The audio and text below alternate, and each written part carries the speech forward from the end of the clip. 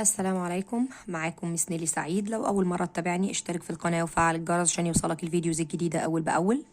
ولو متابعني اعمل لايك للفيديو، اعمل شير. بفرح جدا بالكومنتس اللي بتسيبوها لي تحت الفيديو. محتاجة دعمكم للقناة يا جماعة، ناس كتيرة محتاجة الشرح ده. زي ما قلت لكم مكملة معاكم إن شاء الله شرح جونيور 5 سنة 5. النهاردة هناخد كونكت بلس لجونيور 5 لسنة 5، وهناخد يونت 6. احنا في الترم التاني يونت 6. أولا اليونت بتاعنا بعنوان My Wonderful City. My Wonderful City، مدينتي الرائعة. ناخد كده جزء الأول بيقول City and Village Life، حياة المدينة وحياة القرية. Village والcity. أول حاجة بيقولي Harbor. كلمة Harbor يعني مينا. Tram، bike path، planetarium، ruins اللي هي بقايا الآثار، احنا بنسميها الأطلال يعني. fort aquarium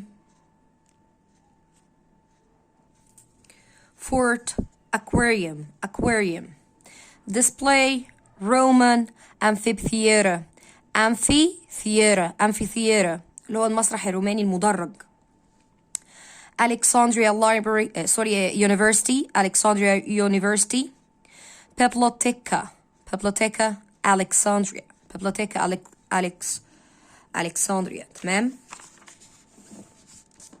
شوف الجزء ده. musical shows meetings special exciting round traffic modern plays ancient. السي مع الاي هي بتنطق ش. ancient.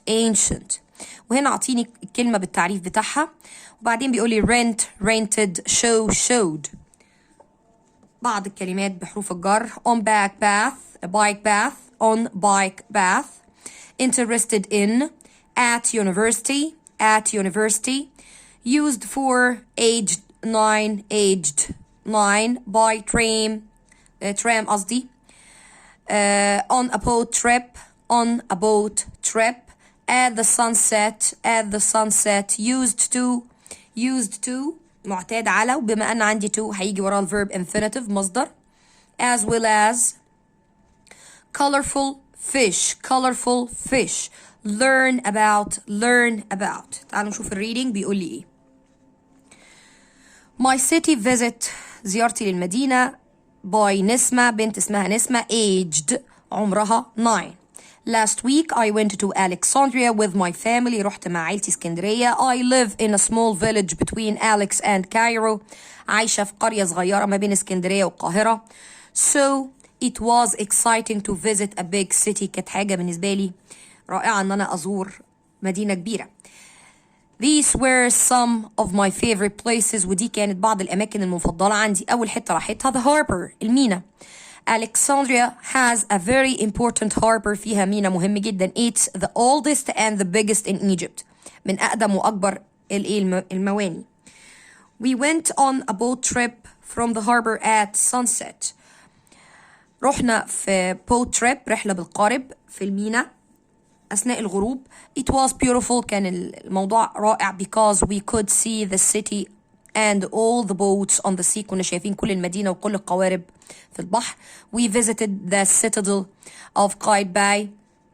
citadel يعني قلعة اللي اسمها قلعة قايتباي. 2 this is a very old fort، وده حصن قديم. the people used to protect the city، كانوا بيستخدموه عشان يحموا بيه المدينة. the Biblioteca Alexandria، مكتبة اسكندرية. بيقولي this library is a famous modern building near the harbor، قريبة من المينا in Alex. the round building is beautiful، المبنى الدائري ده رائع but different to anything and different ومختلف عن كل حاجة I have seen before، شفتها قبل كده. it has over 4 million books، فيها أكتر من 4 ملايين كتاب. there are also museums and a planetarium، وكمان فيها متاحف وقبة سماوية. where we saw an amazing display، شفنا فيها عرض رائع about stars and planets، عن النجوم والكواكب. طيب هنا بيقول Alexandria University، جامعة اسكندرية. when we were in Alex، لما رحنا اسكندرية we visited my cousin، زرنا ابن عمي أو بنت عمي. she is at university، هي في الكلية. there are there and she is studying science بتدرس علوم. She showed us where she studied وكانت بتورينا هي بتدرس فين. The university buildings مباني الجامعة are very big كبيرة جدا and a lot bigger وأكبر كمان than my school أكيد طبعا من مدرسة. There are lots of students في تلاميذ كتير and I think it would be a great city to study in. مدينة رائعة إن الواحد يدرس فيها. The aquarium اللي هي معرض الأحياء المائية I really liked seeing كنت مبسوطة جدا إن أنا شفت the colorful fish السمك الملون and sea animals وحيوانات البحر in the aquarium في المعرض بتاع الأحياء المائية. It isn't very big مش كبير قوي but there are lots of different things to see there في حاجات كتيرة تشوفها هناك. I learned a lot about fish in the Mediterranean Sea تعلمت حاجات كتيرة عن السمك في البحر المتوسط and the Red Sea والبحر الأحمر as well as fish which live in the Nile وكمان السمك اللي بيعيش في النيل. Roman amphitheater احنا قلنا اللي هو المسرح الروماني المدرج. amphitheater بيقول لي we visited the ruins of the ancient Roman amphitheater in the city. شفنا المدرج الروماني القديم and a long time ago من زمن طويل people used it for musical show كانوا بيستخدموه للعروض الموسيقية meetings للاجتماعات and plays وللمسرحيات. It was interesting to visit somewhere so old كانت حاجة رائعة ان انا اشوف مكان قديم. هنا بقى بيقول it was fun to be in Alex كان حاجة ممتعة ان انا ابقى في اسكندرية because there are lots of things to see and do في حاجات كتيرة حلوة تعملها وتشوفها. Over 3.5 million people there live here so there is a lot of traffic أكتر من 3.5 مليون عايشين هنا ولذلك في زحمة كتيرة. There are bike paths هتلاقي في طرق للعجل in some parts of the city في بعض أجزاء المدينة and you can rent bikes to travel around وتقدر تأجر عجل عشان تتحرك.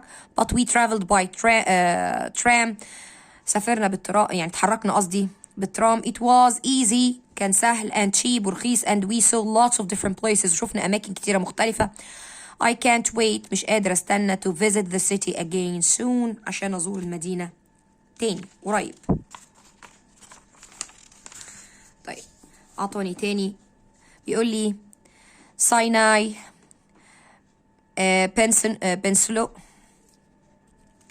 سيناي peninsula معلش peninsula تمام. كلمة peninsula دي يعني شبه جزيرة بتيجي مع سيناي لأن احنا عندنا سينا شبه جزيرة. خان الخليلي garbage اللي هي زبالة. village bakery quiet cafe delicious hungry next to at the door for breakfast made from drop letter have fun play sports do well summer vacation. What's your favorite place? إيه المكان المفضل عندك؟ بيقولي my favorite place is the sports center المركز الرياضي. In our village في القرية بتاعتنا everybody goes to the sports center on Thursday night. كل الناس بتحب تروح يوم الخميس بالليل السبورتس سنتر. We meet all our friends بنقابل كل أصحابنا play sports وبنلعب رياضة and have fun وبنستمتع. My favorite place is the cafe الكافيتيريا أو المقهى next to my grandparents house القريب من بيت جدي وجدتي. Don't eat anything before you go there ما تاكلش حاجة قبل ما تروح هناك. The cakes are very big and there is nothing there I don't like. بيبيعوا هناك كيكس والكيكس كبيرة ومفيش حاجة عندهم ما بتعجبنيش. My favorite place is the beach near our house. مكاني المفضل الشاطئ اللي جنب بيتي. It's beautiful. الشاطئ رائع and quiet and nobody knows about it. محدش يعرف عنه. We don't usually meet anybody when we go there. ما بنقابلش حد لما بنروح هناك. Somebody first took me to the خان الخليلي market when I was 6. حد أخدني قبل كده لسوق خان الخليلي لما كان عندي 10 سنين. It's a fun place. مكان ممتع to visit and you can buy everything you need there. تقدر تشتري كل حاجة أنت محتاجها هناك. I bought something there last week. اشتريت حاجة من هناك الأسبوع اللي فات. I think everybody who visits Cairo should come to this market. أنا شايف كل اللي بيزور القاهرة لازم يجي السوق ده. Hi, I am Nisma. I love going to the park on the weekend بحب أروح الجنينة أو البارك الحديقة في أجازة الأسبوع.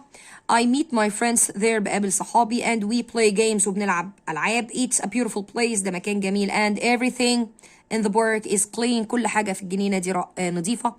Nobody leaves garbage or drop litter مفيش حد بيسيب زبالة هناك. There is always something to see or do دايما هتلاقي حاجة تعملها أو تشوفها. Everybody in my family loves the park كل اللي في العيلة بيحبوا الحديقة. Sometimes my mom and I play with my little sister Dalia and my dad plays football with my brother وليد. أحيانا أنا وأمي بنلعب مع أختنا الصغيرة وبابا بيلعب مع أخويا فوتبول. هنا بقى هو عطيني جزء صغير كده بيتكلم فيه عن الكلمات اللي ممكن استخدمها مع البيبل مع الناس او مع الثينجز مع الاشياء. تمام. بيقول لي everybody يعني الجميع لما اكون بتكلم عن الناس. طب عايزه اقول كل حاجه يبقى everything. طب شخص يبقى somebody. طب حاجه يبقى something. ولا حد يبقى anybody. طب ولا حاجه يبقى anything. nobody ولا برضو حد. nothing ولا شيء. امال ايه الفرق ما بين الاتنين دول؟ قال لي بستخدم anybody أو anything في السؤال أو في النفي. تمام؟ إنما ممكن أستخدم nobody و nothing في الإيه؟ في الجمل المثبتة. تعالوا ناخدهم بالراحة كده. أولاً بيقول لي بنستخدم somebody أو something لما أكون بتكلم عن شيء أو حد في العموم. تمام؟ يعني أقول لك somebody حد في الناس أو something شيء من الأشياء في العموما كده ما حددتش. تمام؟ طيب تاني حاجة بيقول لي everybody أو everything لما أكون بتكلم عن كل حاجة فأقول لك everybody كل الناس أو everything كل حاجة. إنما nothing أو nobody بستخدمهم إمتى؟ قال لي لما أكون بتكلم إن الحاجة دي مش موجودة بس برضو بشكل عام. فأقول لك إيه I have nothing to eat معيش أي حاجة أكلها. أو I saw nobody in the library ما شفتش حد في المكتبة. ماشي؟ فده أنت ملاحظ إن الجملة هنا مثبتة مش منفية. إنما لو أنا هتكلم في نفي بقى فأقول لك I don't have anything أو I don't see anybody. تمام؟ ليه بقى؟ لأن قال لي anything anybody بتظهر في السؤال وفي النفي. في السؤال وفي الإيه؟ وفي النفي. فأقول do you have anything? No I don't have anything. Did you see anybody? No I didn't see anybody. تمام؟ هي سهلة على فكرة. هنا بقى بيقول لي برج خليفة. أعطيني برضو الأماكن amazing buildings بعض الأماكن المباني الرائعة. سيدني أوبرا هاوس iconic tower the new administrative capital هي العاصمة الإدارية الجديدة the Egyptian museum the leaning tower of Pisa Karnak temple Guggenheim museum الدار headquarters Roman amphitheater the Citadel of Qaitbay, the Grand Egyptian Museum. دي أماكن amazing رائع وفيمس كمان مشهورة. Performance environment أو environment. Column ال N دي silent. Unusual, modern, bottom, square, statue, arc, straight, roof, steel, seat including design. G silent بتاع design.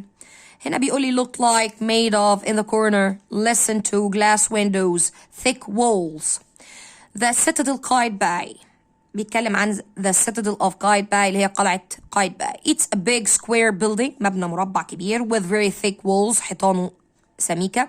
Almost everything is made of stones كل حاجة معمولة من الحجارة. And there are tall round towers in the corners of the building وفي towers أبراج في الجوانب بتاعة المبنى. It's a fort وده حصن and it was built to protect the city اتبنى عشان يحمي المدينة. Nobody could go in it when the doors were closed ما كانش حد يعرف يدخل فيه طول ما البيبان مقفولة. الدار headquarters nothing is straight in this building مفيش حاجة مستقيمة في المبنى ده. It's made of glass معمول من الإزاز and steel ومن المعدن. It's modern حديث so it doesn't have any towers ما فيهوش طبعا أبراج and there aren't any columns وما فيهوش أعمدة. It's an unusual building وهو شكله عجيب. طيب هنا بيقول لي the Roman amphitheater in Alex اللي هو المدرج الروماني ده. بيقول لي it's a big building made of stones، برضو مبنى كبير معمول من الحجارة. There are seats where everybody used to sit and watch plays. فيها مقاعد الناس كلها كانت بتقعد عليها عشان تتفرج على المسرحيات والعروض. There are some tall columns. فيها أعمدة طويلة. It's a ruin. إنها من الأطلال يعني. But it's a beautiful building. ولكن مبنى رائع. The Egyptian Museum Cairo Egypt اللي هو المتحف المصري في القاهرة في مصر. Everyone feels very small when they see the statues here. الناس كلها بتحس ان هي صغيرة جدا لما بيشوفوا التماثيل لأن التماثيل ضخمة. The Leaning Tower of Pisa Italy. البرج المائل اللي هو اسمه برج بيزا المائل في إيطاليا. This building has lots of arcs. في أقواس كتيرة. There is something unusual about this tower. في حاجة غريبة جدا في البرج ده. كارنك تمبل الأقصر في إيجيبت. معبد الكرنك اللي موجود في الأقصر في مصر. The old buildings here are made of stones. المباني دي معمولة من الحجارة. There isn't anything made from glass. طبعا مفيش أي حاجة معمول من الإزاز. Everything inside this building is very old and important. كل حاجة جوه المبنى ده قديم ومهم. نيجي لآخر جزء. The Guggenheim Museum. المبنى متحف جوجنهام بابلو في سبين في أسبانيا. This modern building is made of steel. معمول من المعدن. Nothing is straight. وما فيهوش أي حاجة مستقيمة. نيجي نشوف الجزء ده. بيقول لي why we do things. ليه بنعمل الأشياء. shopping mall مراكز التسوق. architect اللي هو مهندس معماري. rooftop fountain design designs silent قصدي. restaurant designer movie theater plans planet builders excited stores news spices وcafe. decided phoned waited relaxed found sold grew grown. نشوف هنا الجزء ده بيقول لي decide on by train great news that sounds exciting keep people cool it can't wait. تعال نشوف الدايلوج ده. grandma بتكلم نجوى فتقول do you like my new house. يا نجوى عجبك بيتي الجديد؟ قالت لها yes but it's very big. ده كبير قوي. I can't find that. مش لاقيه بابا. he is in the living room. هتلاقيه في غرفة المعيشة. oh yes what are you doing. dad بتعمل ايه يا بابا؟ قال لها I'm looking at these designs for the new shopping mall. ببص على التصميمات للمول الجديد. I am meeting the architects to decide on the plans tomorrow. عشان اخطط اقرر الخطط اللي نعملها بكره. فنجوى قالت له that sounds exciting. الموضوع ده رائع. what will be in the mall. ايه اللي هيتباع في المول. there will be stores. هنلاقي محلات selling everything. بتبيع كل حاجة. clothes stores shoe stores محلات ملابس محلات أحذية and things for the home حاجات للمنزل. great I love shopping. بحب التسوق. can I go there to buy some new clothes. ينفع أروح أشتري هدوم جديدة من هناك. you can when it's open. تقدري لما يفتح. it will take about a year to build. هيستغرقنا سنة نبنيه. that's a long time. دي مدة طويلة قوي. will there be anything for my friends to do there. هيبقى في حاجة لأصحابي يعملوها هناك. قال yes there will also be lots of cafes with tables and chairs outside. هتلاقي في كافيهات كتيرة فيها ترابيزات وكراسي برا. that's nice. will it be too hot though. هيبقى الدنيا حر برضو. قالت no. قال لها no we are planting lots of plants there to keep people cool. بنزرع نباتات كتيرة هناك عشان نخلي الطقس كويس. it will look nice. وكمان هيخلي الشكل كويس and it will be good for the environment too. كمان كويس للبيئة. نجوى قالت yes lots of new buildings have planets growing in them. ناس كتير بتزرع جوه البيوت الجديدة. or on the roof أو على السطح. people make rooftop gardens. الناس دلوقتي بتزرع على السطوح بتخليها جناين to get more nature into our cities عشان ندخل الطبيعة أكتر للمدن. is there anything else for my friends؟ في حاجة تانية لأصحابي؟ قال yes there is a movie theater. هنلاقي سينما كمان. and a big fountain to sit next to. وكمان في نافورة تقعدوا جنبها. I can't wait to see it. مش قادرة استنى عشان أشوفها يا داد. everybody will love it. أكيد كلهم هيحبوها. تعالوا نشوف هنا. Hi يا تاليا. I have got some great news. عندي أخبار رائعة. We will soon have a new shopping mall in our city and I am very excited. هيبقى عندنا مول جديد في مدينتنا وأنا متحمسة جدا. We need a new shopping mall. إحنا محتاجين مول جديد. The shopping mall will have something for everybody. هيبقى فيه حاجة لكل حد. There will be different stores where you can buy everything you want. هيبقى فيه محلات تشتري منها كل حاجة. You can meet there. We can meet there. نقدر نتقابل هناك to go shopping عشان نتسوق. There will be restaurants, cafes. هيبقى فيه مطاعم وكافيهات. So it will be a fun place to eat. هيبقى مكان ممتع ناكل فيه. I hope my mom and dad take us there to have lunch. أتمنى ماما وبابا ياخدونا هناك عشان نتغدى. and there will also be a movie theater. وكمان هيبقى في سينما. I can't wait to go. مش قادرة استنى ان انا اروح. it will be a great place to meet friends. هيبقى مكان رائع اقابل فيه صحابي. would you like to meet me there؟ تحبي تقابليني هناك. it will be a nice place to visit. هيبقى مكان رائع نزوره because there is going to be an amazing rooftop garden. هيبقى فيه جنينة على السطح فوق. there will be lots of trees. وهيبقى فيها شجر and planets ونباتات inside. The planets will make it cool. هيبقى الدنيا جميلة. So I think lots of people will want to go there to sit and relax. ناس كتير هتحب تروح هناك عشان تقعد وترتاح. I think it will be beautiful too. كمان هيبقى الشكل جميل. I can't wait for new shopping mall to open. مش قادرة استنى انه يفتح. تعالوا بقى ناخد حتة صغيرة كده grammar. بصوا معايا. اولا حرف الجر to لو جا وراه verb بيجيني infinitive مصدر ما عدا حالة أو اتنين. بس احنا خلينا دلوقتي ان عموما حرف الجر to بيجي وراه الverb infinitive وهنا بمعنى لكي. وانا بستخدمه كمان عشان اجاوب على السؤال بواي. بدل ما اقول because وجملة كاملة هقول to والمصدر. يعني why do you go to school؟ بتروح المدرسة ليه؟ بدل ما اقوله because I learn هناك مثلا او بعمل كذا، لا اقول له to learn. I go to school to learn. تمام؟ او people visit the shopping mall to go shopping. to وادي المصدر go shopping. يبقى انا ممكن استخدم to والمصدر عشان اجاوب عن السؤال بواي، لان هنا to والمصدر معناها لكي اعمل كذا. خلاص؟ يبقى to بيجي وراها الverb infinitive. تمام؟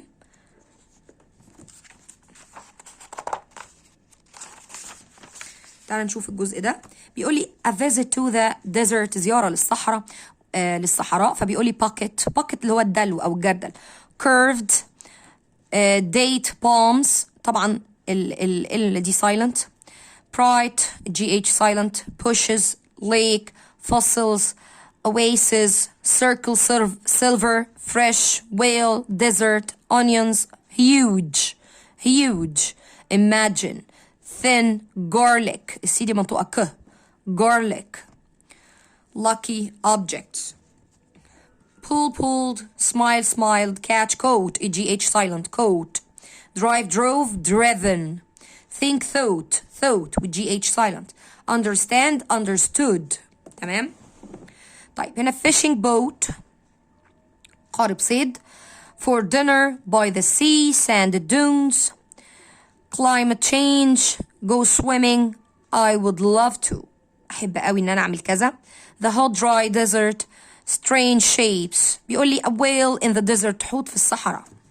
Eunice was walking through the date palms near his home. ماشي في وسط النخيل وهو ماشي رايح لبيته قريبة من بيته. it was hot. الدنيا كانت حر. and the sun was a bright yellow circle. كانت دايرة صفراء.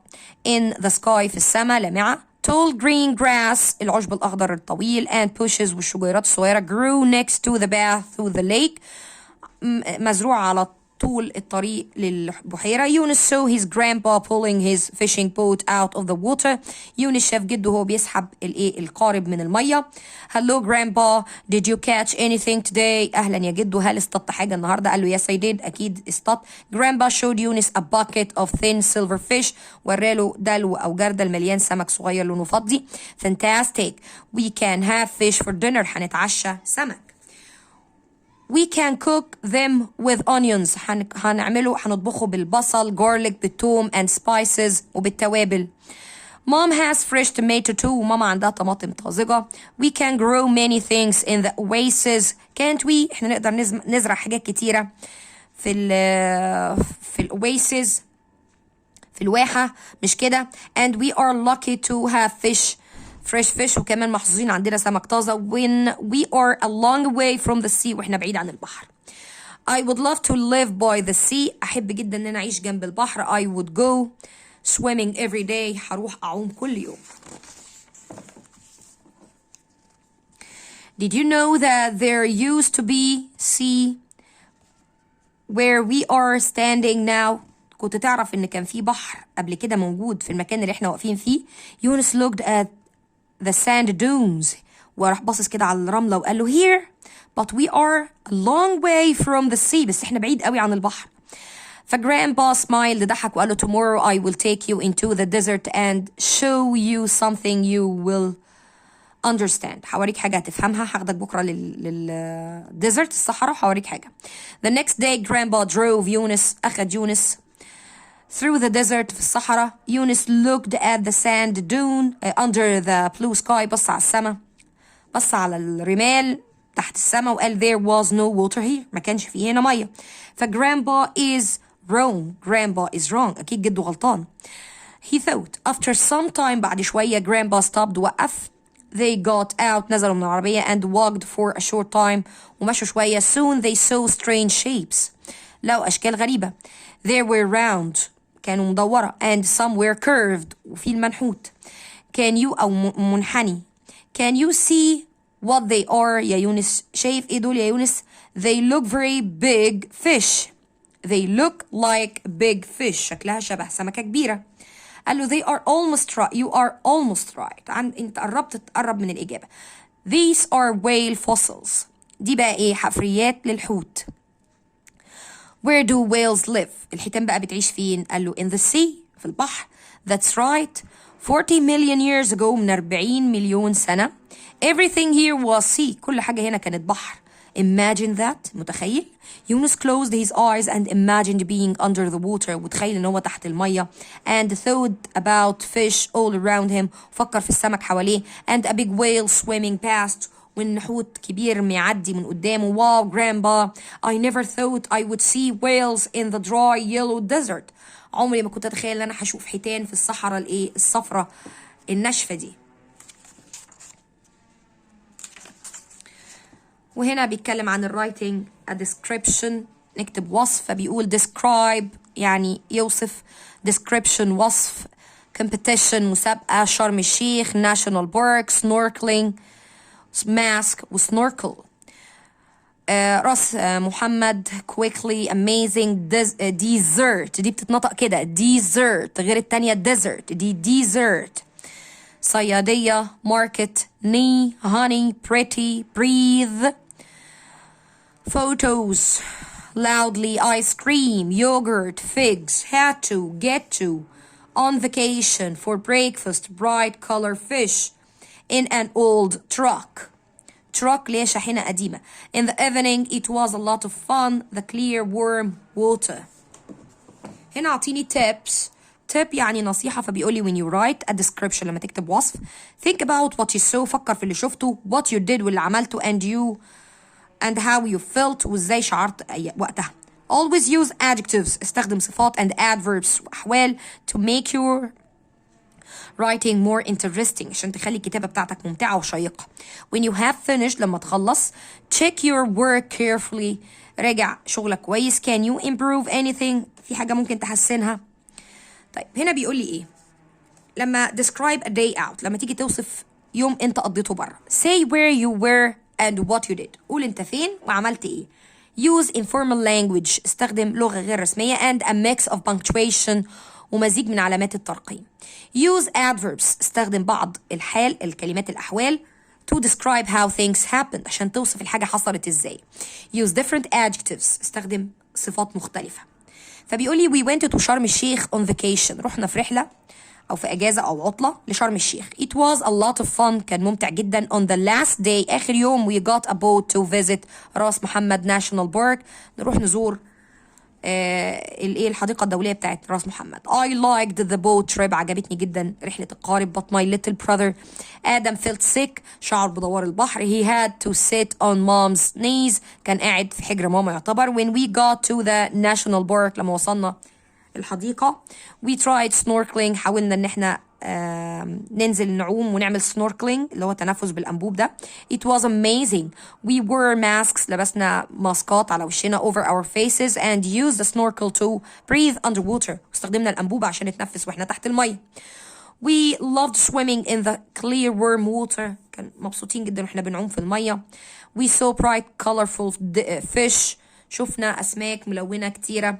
Swimming quickly around us بتعوم بسرعة حوالينا and some beautiful tall sea planets ونباتات طويلة جوه المية. too دي أميرة age 11. أميرة عندها 11 سنة. الريدنج جامع قوي في الكتاب في المنهج ده. It was the first day of my vacation كان أول يوم ليا في الأجازة. I felt so happy and excited كنت مبسوط جدا.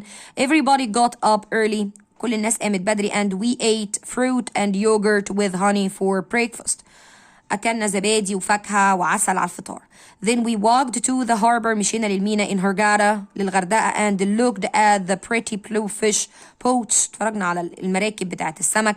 I saw a man in an old truck شفت راجل في شاحنة. He was selling ice كان بيبيع تلج to them in the fishing boats بيبيع تلج للناس اللي في القوارب. After that we quickly walked to the fish market رحنا سوق السمك because it was getting late الوقت اتأخر. Mom wanted to buy some fresh fish to cook for dinner ماما كانت عايزة تشتري سمك طازة عشان تطبخه على العشاء. It was a colorful market كان سوق ملون and people were talking loudly والناس بتتكلم بصوت عالي. It was very exciting كان ممتع. We bought 4 big gray fish اشترينا 4 سمكات كبار and some fresh figs وتين طازة. I really loved figs. I really love figs. أنا بحب التين جدا. They are my favorite fruit. دي الفاكهة المفضلة عندي. Then we went back to grandma house. رجعنا بيت تيتا where we were staying المكان اللي احنا قاعدين فيه. In the evening في المساء I helped mom make صيادية for dinner. ساعدت ماما نعمل أكلة الصيادية على العشاء with the fish from the market من السمك اللي اشتريناه بالسوق. And then we had figs and ice cream for dessert. تحلينا بالتين وآيس كريم. It's my favorite. It was a great day. كان يوم رائع. هنا بيقول لي frightened يعني خايف. surprised متفاجئ. loudly hit wave glad. railway line خط السكة الحديد. fox fields expensive. hill lights flags. sweater station quiet windy drive. وهنا حطيت لي التعريفات بتاعت اللي احنا قلناهم فوق. wave waved move moved snow snowed leave left fall fill fallen hurt hurt arrive in angry with at night take it off in the countryside you did the right pass up and down it's a good place too on the train. بيحكي هنا ستوري عن the railway children القطر بتاع الأطفال. فبيقول لي روبرتا Phyllis and Peter lived in a large house كانوا عايشين في بيت كبير in London England في لندن في إنجلترا. One day their father had to leave them to work in another country. باباهم كان مضطر يسافر عشان يشتغل في بلد تانية. This house is too expensive for us. البيت ده غالي علينا while father is away وبابا مسافر. We must leave London and move to a smaller house in the countryside. لازم نغادر لندن ونروح ننقل في بيت صغير في الريف. دي مامتهم اللي بتقول. Their new house was near a railway. بيتهم كان قريب من القطر. They arrived in the night and walked to the house from the station. وصلوا بالليل ومشوا للبيت من المحطة. why is it so dark؟ الدنيا ضلمة ليه؟ روبرتا بتقول at night in London there were always lots of bright colorful lights. في لندن بالليل كان دايما الدنيا منورة، المصابيح كانت منورة. there are no street lights، هنا مفيش أضواء في الشارع. in the countryside في الريف. مامتهم قالت لهم and why is it so quiet؟ طب الدنيا هادية قوي. قال in London everybody walked quickly and talked loudly. الناس كلها في لندن كانت بتمشي بسرعة بتتكلم بصوت عالي. there are not many people in the countryside. مفيش ناس كتيرة في الريف.